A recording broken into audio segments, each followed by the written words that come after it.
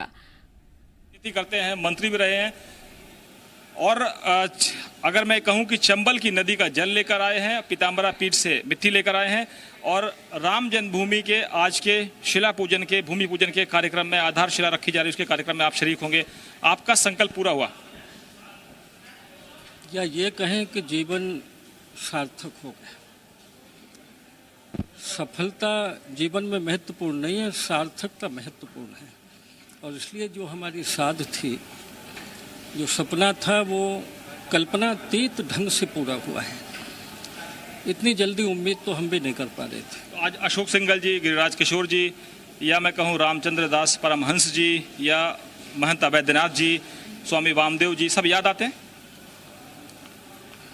आज रात भर स्मरण हुआ है अशोक जी की और ऋषि मूर्ति का। उसी महापुरुष का ये दिया हुआ है जो इतना बड़ा ज्वार उठा। परमहंस जी महाराज संतों में मेरुदंड की तरह थे हमारे। अवैधनाथ जी महाराज ने तो अक्टूबर 84 से स्वयं के नेतृत्व में आंदोलन शुरू कराया। वामदेव जी महाराज, आचार्य गिरिराज किशोर जी, और ग्वालियर से हमारे साथ देश भर में भ्रमण मेरा उनके साथ हुआ। आदरणीय विजयाराजे सिंधिया जी और विष्णुहरि डालमिया जी, उनको भी हम नहीं भूलेंगे। और उन कार सेवकों को जिन्होंने अपने परिवार को उजाड़ दिया, जिन्होंने प्राण दिए, और वो लाखों कार्यकर्ता संघ विचार परिवार के जिनके पसीने के कारण ये हिंदू ज्वार उठा, उन सब के चरणों में नमन करते। मन में खुशी है, पर ये सोचकर दिल भर उठता है। लेकिन अभी भी विनय कटियार जी ने कहा, जो संस्थापक अध्यक्ष हैं बजरंग दल के, कहते हैं कि अयोध्या तो झांकी है, काशी मथुरा बाकी है। देखिए, 6 दिसंबर 92 को जो हुआ वो भी राम जी की लीला थी और हनुमान जी का चमत्कार था।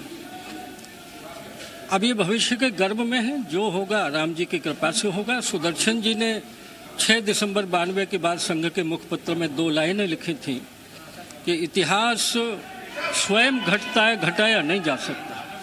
और इसलिए इतिहास के गर्भ में जो होगा वो राम जी की लीला है। उसके बारे में अभी तो मैं कुछ नहीं बोलूँगा। आखिरी सवाल, मध्य प्रदेश के पूर्व मुख्यमंत्री कमलनाथ ने हनुमान चालीसा का पाठ कराया, राम नाम की जप हो रही है। कांग्रेस के नेता डीपी बदल रहे हैं और कुछ कांग्रेस के नेता आपके साथ आ गए, वो डीपी में अब राम श्री राम लगाएंगे। सिंधिया जी, जो कभी आपके विरोधी रहे हैं ग्वालियर की राजनीति में, व्यक्तिगत विरोधी नहीं लेकिन राजनीति में विरोधी रहे हैं, तो समय की धारा बदल रही है या सब राममय हो रहा है? देखिए, राजनीति बहुत गौण चीज़ है इस ध्येय के सामने। ये कोई पूजा स्थल के लिए युद्ध नहीं हुआ है, ये राष्ट्र मंदिर बनने के लिए हुआ है। और तुष्टीकरण की नीतियों के कारण हम इस देश में ऐसा नहीं कर पाए, इसको नहीं भूलना चाहिए।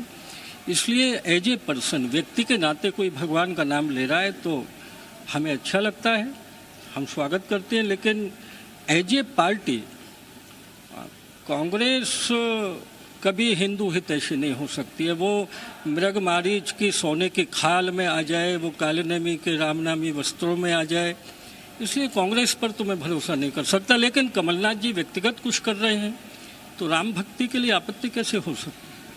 असदुद्दीन ओवैसी कहते हैं कि मस्जिद थी, है और रहेगी।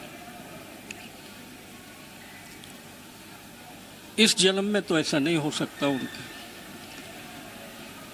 और ऐसे लोग हिंदुस्तान में 2-4 रहने चाहिए। हमको जगाने वाला कौन बचेगा अगर ये नहीं होंगे? अगर जरासंध के दुर्वचन और शिशुपाल की गालियां नहीं होती तो भगवान कृष्ण के नेतृत्व में इस महाद्वीप के इतनी शक्तियां एक होकर दुष्टों का संहार कैसे करती हैं? इसलिए ओवैसी जी हमको जगाने वाले हैं। धन्यवाद।